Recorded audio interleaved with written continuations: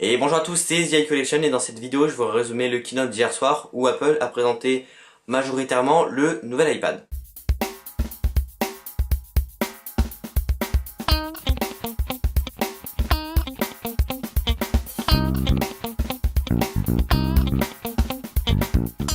Alors premièrement, je tiens à vous remercier vous qui peut-être hier avez fait un saut sur le site pour voir le direct. Car si vous ne le saviez pas, hier j'ai fait un direct en quelque sorte sur le site où à chaque nouvelle chose importante du keynote, je le mettais sur le site.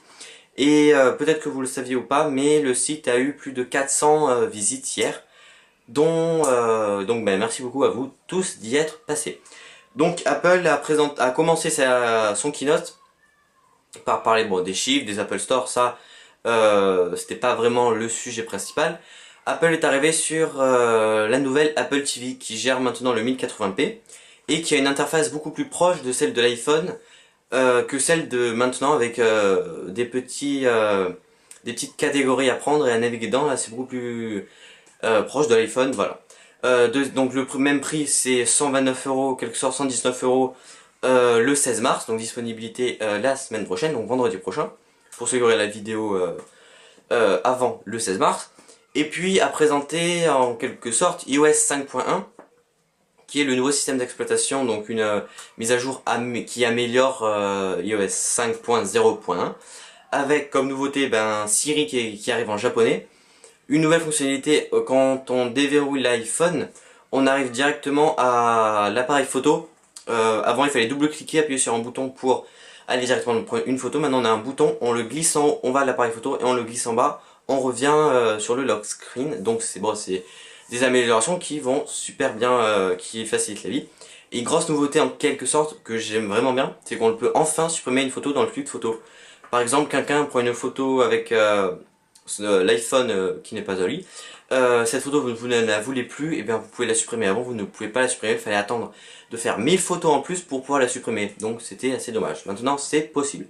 Et puis Apple a présenté le nouvel iPad, aucun nom donné, pas d'iPad 3, pas d'iPad HD, seulement le nouvel iPad.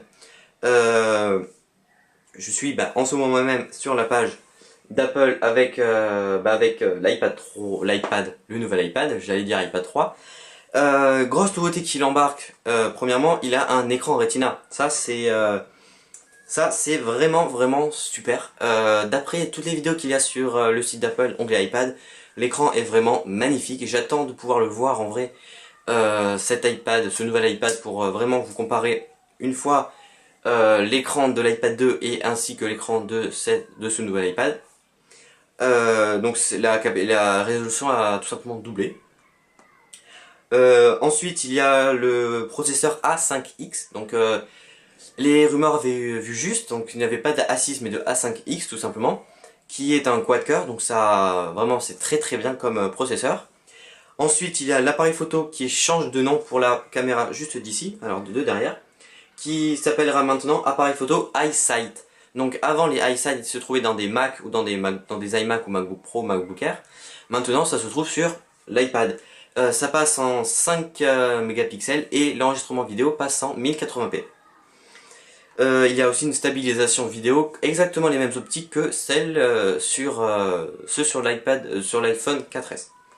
Ensuite, il y a l'apparition de la 4G LTE qui arrive sur le nouvel iPad. Mais en France, je ne vais pas vous en parler car en France ça ne servira à rien puisque le réseau 4G n'a pas du tout été déployé pour l'instant. On reste sur de la 3G. Et puis, donc il arrivera avec iOS 5. iCloud bien entendu, et une petite partie de Siri. Quelques personnes avaient dit Siri arrivera entièrement sur l'iPad, mais bon, à quoi ça servira puisqu'il n'y a pas d'onglet météo ni de bourse. Et bien Apple a tout simplement mis directement dictée, qui est, vous appuyez sur un bouton, vous dictez votre texte, et comme ça c'est fait.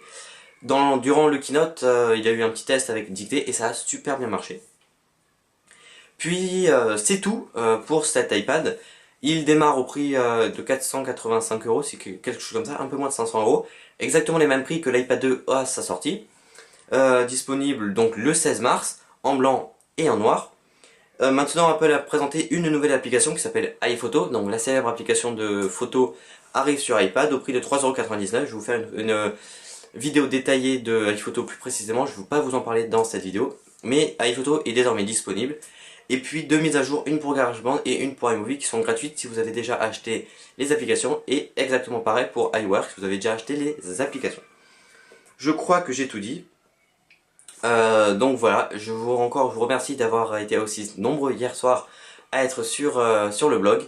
Et voilà. Donc merci à tous de regarder cette vidéo et on se retrouve très bientôt pour de nouvelles vidéos. Allez, bye bye!